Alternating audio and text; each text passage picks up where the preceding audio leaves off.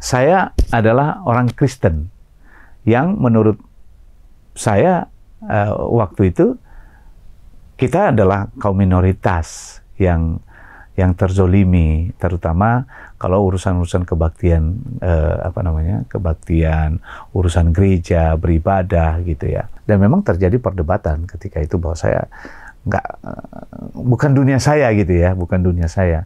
Saya dunianya dunia organisasi. Awalnya itu terjadi tawar-menawar. Bahkan waktu itu saya mengatakan, udah saya di DPRD kota aja gitu.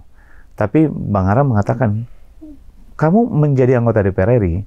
Lalu kemudian terjadi negosiasi oleh ketua DPD seperti ayam yang dia cari langsung dimakan, cari langsung dimakan. Hanya sampai di situ. Dan terus kehidupannya seperti itu.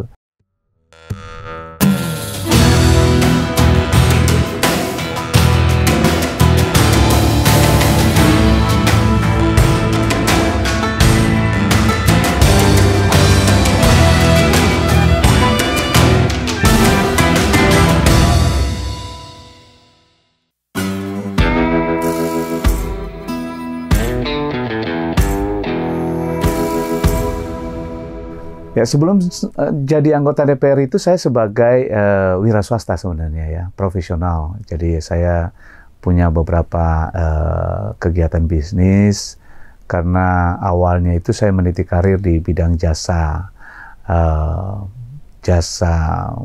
accounting, lalu kemudian menjadi konsultan di bidang perpajakan di beberapa klien di perusahaan. Lalu kemudian saya mengembangkan usaha-usaha yang produktif di bidang jasa percetakan, offset printing, lalu kemudian saya kembangkan lagi ke rotografer printing. Nah, sampai pada rotografer printing ini seperti mencetak label-label plastik ya, sama lead cup. Nah, sambil juga tetap berjalan bisnis-bisnis jasa yang saya lakukan.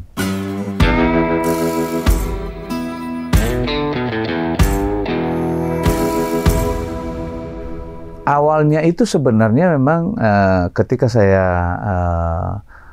awal itu belum tahu saya bagaimana berpolitik ya. Lalu didorong karena saya sering berorganisasi ya.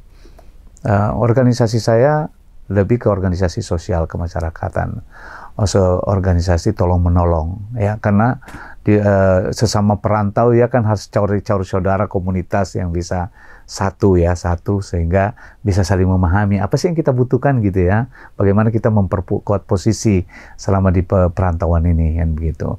Nah, kemudian dari situ berkembang lalu kemudian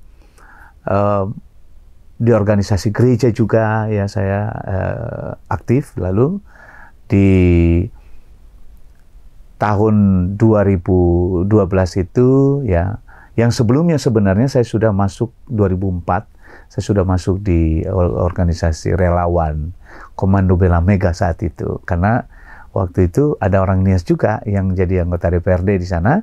Nah, melalui itu karena kita dalam komunitas sosial tadi, lalu beliau adalah anggota DPRD di Kota Tangerang.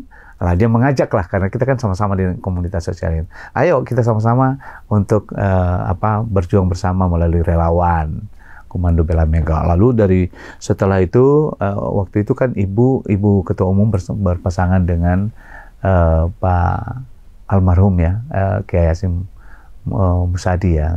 Nah, lalu kemudian setelah itu ya udah stuck di situ, kemudian kembali ke dunia normal saya ya, menjadi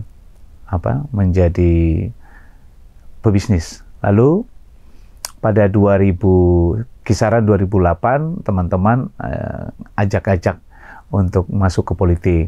Nah, sehingga 2010 itu saya menjadi salah satu pengurus di Kecamatan Karawaci, wakil sekretaris PAC ya waktu itu, wakil sekretaris PAC. Lalu kemudian 2011 itu karena lagi-lagi karena pertemanan, kemudian ada sayap partai Taruna Merah Putih yang sudah sudah pernah dibuat dibentuk di Kota Tangerang, Banten, tapi tidak berkembang. Lalu teman mengatakan, pegang aja lah ini DPC Taruna Merah Putih, ya. Saya waktu itu kan belum yakin juga apakah bisa, karena kan dunia kita kan dunia sosial, ya, yang menurut saya sangat berbeda dengan dunia politik. Tapi karena didorong, karena ingin belajar, saya masuk dan diperkenalkan ke Bang Ara waktu itu, ya, Bang Marwaris Rahid, yang menjadi ketua umum. Ya. Dulu beliau juga saat itu salah seorang ketua DPP di bidang Pora. Karena Taruna Merah Putih ini kan dibentuk oleh DPP bidang Pora. Nah, setelah itu dalam perjalanannya saya diminta untuk menggalang, ya, membentuk Taruna Merah Putih secara baik. Lalu itu kita lakukan, ya, 2012 sampai diberikan beban supaya 3 kabupaten kota yang ada di Tangerang Raya ini supaya ada pengurusnya. Nah, akhirnya kita membentuk kepengurusan. Dulu ketua DPD-nya itu masih Asep Rahmatullah, yang sekarang sekretaris DPD, sekarang pernah juga ketua DPD sebelumnya. Nah, setelah itu kita melaksanakan dalam rangka membantu perjuangan partai, ya, yang mencalonkan diri, mencalonkan kader kita dulu itu Mukhlis di Kabupaten Tangerang. Ya, kita membantu perjuangan itu, lalu momentum inilah kita gunakan untuk pelantikan Taruna Merah Putih di Citra Raya. Nah, pada saat itu memang kita bikin pelantikan itu besar sekali, ya. Lalu waktu itu karena memang hanya benar-benar pure hanya sebagai orang yang suka berorganisasi, gitu, ya. Nah, pada saat itu dihadiri oleh Bang Ara, ya, sebagai ketua umum, dan bersama dengan ketua DPP dan beliau adalah PLH DPD waktu itu, Bu Ripka Ciptaning. Nah, lalu pada saat itu dan beberapa pengurus lain dari DPD, pengurus partai. Nah, ketika itu mungkin ada semangat yang muncul dari Bang Ara, sehingga setelah selesai acara beliau mengajak saya untuk berkomunikasi, gitu, ya, dan meminta saya untuk mencalonkan diri. Dan memang terjadi perdebatan ketika itu bahwa saya bukan dunia saya, gitu, ya, bukan dunia saya. Saya dunianya dunia organisasi. Nah, tapi karena terus diberikan dukungan, diberikan dorongan, di mentoring bagaimana menjadi seorang yang berhasil di politik. Jadi seseorang itu tidak boleh hanya berhasil di bidang bisnis, tapi bisa harus bisa berhasil juga di dunia politik, begitu, ya. Nah, melalui komunikasi itu akhirnya saya diminta untuk mencalonkan diri, dan awalnya itu terjadi tawar-menawar. Bahkan waktu itu saya mengatakan, udah saya di DPRD kota aja, gitu. Tapi Bang Ara mengatakan, kamu menjadi anggota DPR RI. Lalu kemudian terjadi negosiasi oleh ketua DPD, gini aja deh, supaya daripada di kota Tangerang, supaya bisa juga mengcover lebih luas wilayahnya, ya, di provinsi. Dan saya sudah mendaftar di provinsi, lalu kemudian dipanggil lagi oleh Bang Ara, terus memberikan semangat yang kuat, gitu. Dia bilang, nggak usah tanggung, karena saya yakin bahwa kamu bisa, dia. Dan itu benar-benar saya harus akui, Bang Ara mementoring itu dan meminta untuk menjadi anggota legislatif ketika itu, karena nggak ada yang kenal saya, Ya, yang kenal saya kan cuma Bang Aram, Bu Buning ya waktu itu, karena ini kemudian kader-kader DPD yang ada di Banten. Dan ya sudah, karena ada dari berbagai referensi, rekomendasi yang dia lakukan, akhirnya saya putusin, udah kalau gitu saya mendaftar di DPR RI. Ya.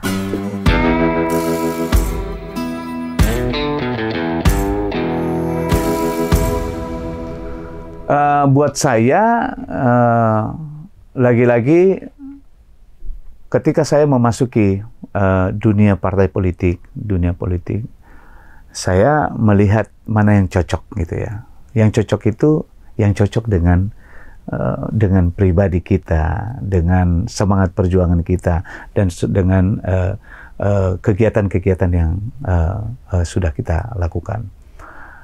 Tadi saya sudah sampaikan bahwa awalnya saya adalah orang organisasi yang bergerak di bidang sosial, yang guyup dengan masyarakat, urusan-urusan tolong-menolong kemanusiaan, dan lain sebagainya. Lalu kemudian saya adalah orang Kristen, yang menurut saya waktu itu kita adalah kaum minoritas yang terzolimi, terutama kalau urusan-urusan kebaktian, kebaktian, urusan gereja, beribadah gitu ya.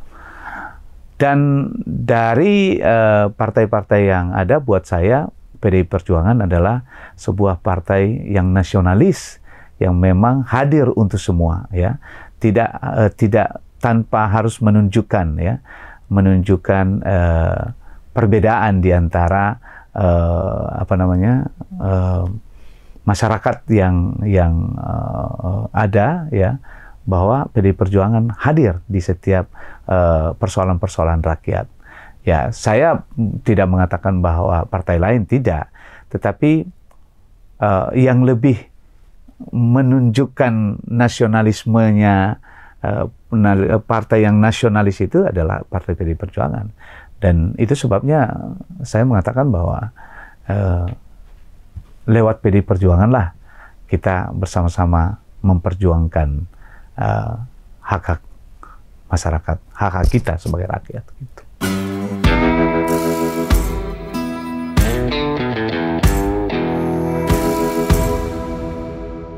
Wong cilik itu buat saya adalah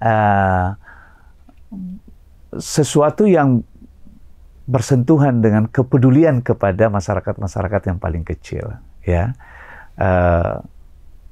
masyarakat yang paling kecil itu siapa sih? Ini merujuk kepada bagaimana pendiri bangsa dulu, Bung Karno ya, melalui pembukaan Undang-Undang Dasar mengatakan bahwa harus keadilan sosial gitu ya. Lalu kemudian buat saya wong cilik ini yang memang harus mendapatkan keadilan gitu ya. Dan wong cilik itu kepedulian kepada kaum yang lebih rendah ini ya. Karena saya anak petani ya, salah satunya saya tahu persis bagaimana kehidupan petani. Ya. Seperti istilah kami dulu kalau di kampung ini, seperti ayam yang cari makan, yang dia cari langsung dimakan, hanya sampai di situ, dan terus kehidupannya seperti itu.